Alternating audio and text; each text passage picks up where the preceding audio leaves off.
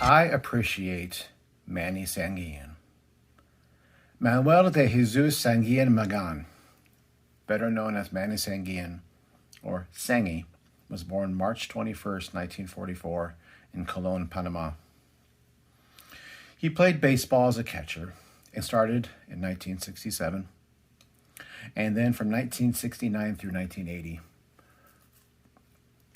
Most notably, of course, being a member of the Pittsburgh Pirates, a team that won 5 National League Eastern Division titles in 6 years between 1970 and 1975. And he won the World Series in 1971 and 1979. He also played 1 season for the Oakland A's. So when you think of Panamanian baseball legends, and if you're walking the streets of Panama City, you most likely will hear 2 names predominantly. 2 come to mind right away: Rodney Cruz and Mariano Rivera. But there is a 3rd name that you'll hear mentioned, and rightfully so. And this is a name that is endeared and revered in the hearts of many Panamanians, and that's Manny Sanguillen. And there's a reason for that, a reason that transcends the base paths, and that's why I appreciate him so much. But first, more about his baseball career. Manny was a 3-time All-Star. His lifetime batting average of .296 is the 4th highest by a catcher since World War II.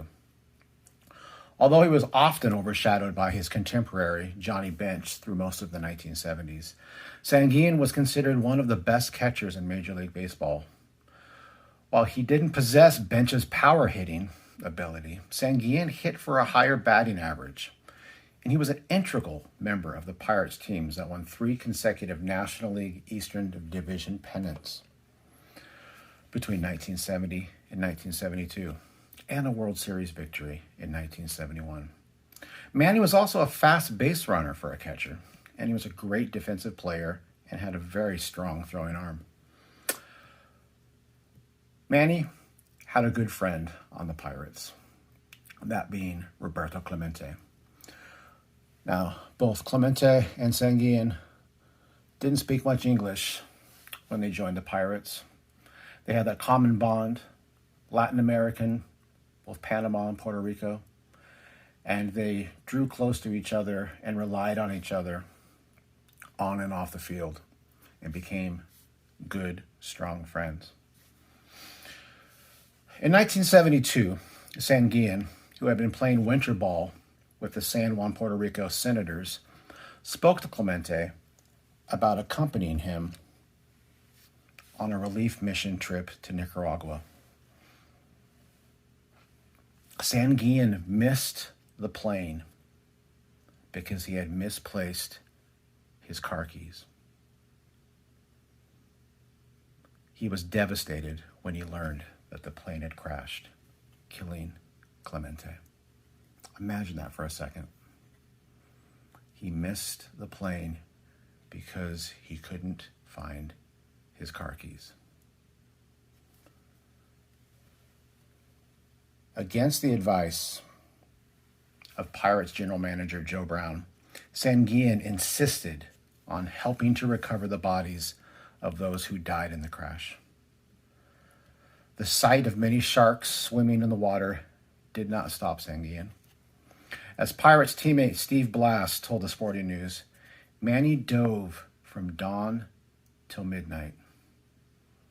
He was so focused on his task that he missed the January 4th memorial service attended by his Pirates teammates. After the tragic death of Roberto Clemente before the 73 season, the Pirates slated Sanguillen to take Clemente's place in right field. By mid-June, it was apparent the position couldn't adapt to playing in the outfield, and he was moved back to his more familiar catcher's position.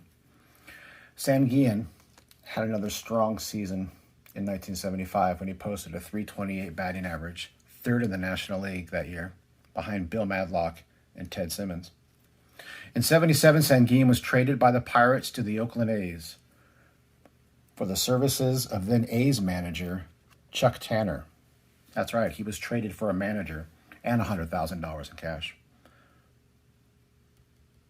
After one season with the A's, Sanguillen was traded back to the Pirates.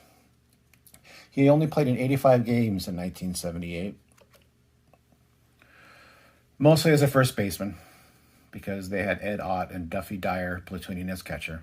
His playing time diminished further in 1979, playing only 56 games, although he contributed to a 2-out game-winning single and RBI for the Pirates in Game 2 of the '79 World Series against the Orioles.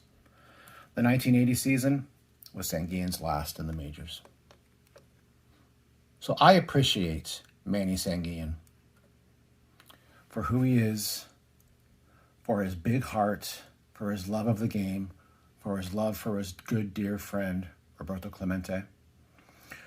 Manny's still active in the Pirates organization. He's older now, can't walk too well. You often will see him in a walker or even in a wheelchair.